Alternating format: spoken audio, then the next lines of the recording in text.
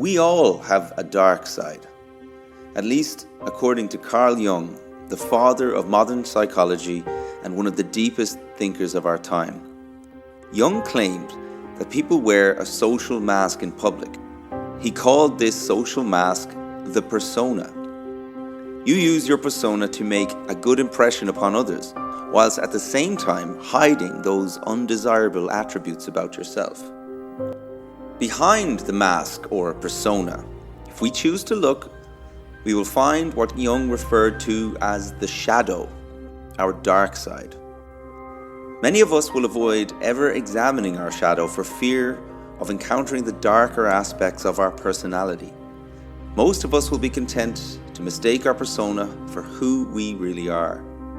Bear in mind, though, that according to the great philosopher Socrates, an unexamined life is not worth living. What we are up to in this journey is solving not who we are, but what we are. In order to solve what we are, we mustn't be afraid to see ourselves, all of ourselves, the obvious and the hidden. To expose the shadow, the social mask must be removed. Some means through which this mask removal can be achieved include meditation, trauma, childbirth, existential crisis, near-death experience, therapy, or psychedelic use. Confronting and integrating what lies beneath the mask is a simple but never easy task. By now, you are probably wondering, where do the persona and shadow come from? The persona and shadow are your own creations. This process of creation begins early in childhood, as you begin to recognize that you exist as an individual, separate from your parents. As you grow and interact with your environment, you begin to make decisions about what you are and what you are not. All the things that you say you are become your persona, and all the things that you say you're not become your shadow. For example, I am clever, I am kind, I am generous. Then the persona becomes kind, clever, and generous. I am not stupid, I am not mean, I am not greedy. Then the shadow becomes stupid, mean, and greedy. Or alternatively, I am stupid, I am mean, I am greedy. Then the persona becomes stupid, mean, and greedy. I am not clever, I am not kind, I am not generous. Then the shadow becomes clever, kind, and generous. Notice how the shadow can contain both desirable and undesirable traits or qualities. Our shadow refers more accurately to what is hidden rather than what is desirable or undesirable. Often our shadow contains within it hidden treasures. What we say we are forms part of our consciousness, whilst what we say we are not is relegated to the unconscious.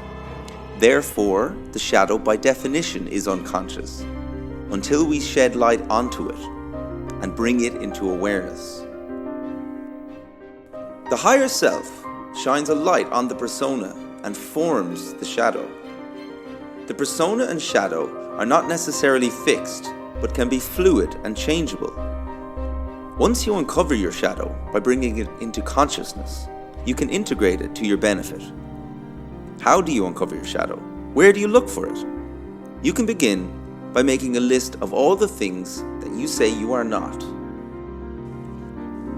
Other places you'll find your shadow are where you have resentments, negative judgments, or strong emotional charges. Another place to look is in your projections. If you say you are generous and that you are not greedy, then you own the positive trait of generosity and disown the negative trait of greedy. But because you know that greedy exists, just not in you, then you will see greedy people everywhere. This is the psychological phenomena of projection. Projection is the process whereby you take those traits about yourself that you deny, reject, or suppress and project them onto others. Projection is a useful experience as it creates the opportunity for you to see your shadow projected onto others around you. This is how you can distinguish aspects of your shadow and retrieve them for integration. Retrieving the projected elements of your shadow means owning that the traits or qualities that you project onto others also exist in you. You have either demonstrated these traits in the past or you would secretly like to in the future. Shadow integration mastery requires you to be able to hold two opposing positions as simultaneously true for you. Rather than the conflict of, are you this or that, you learn to hold the integrated truth that you are both this and that. You, like everyone else, are half angel, half monster. According to Carl Jung, we have inside of us the very thing we say we would never become. Shadow integration is next level mastery for the examined life of an individuated person. The benefits of shadow integration include, but are not limited to, a less reactive social style, being non-judgmental of others, clearer personal boundaries, improved conflict resolution, expanded energy levels, and a greater peace of mind. Whilst this work is not for everyone, it holds the key to unlock the hidden power residing in your unconscious mind. Join the growing number of brave souls doing this groundbreaking work of shadow integration. It could be your path for personal growth and development, whereby you access personal power and increase the probability of leaving the world a better place than you found it.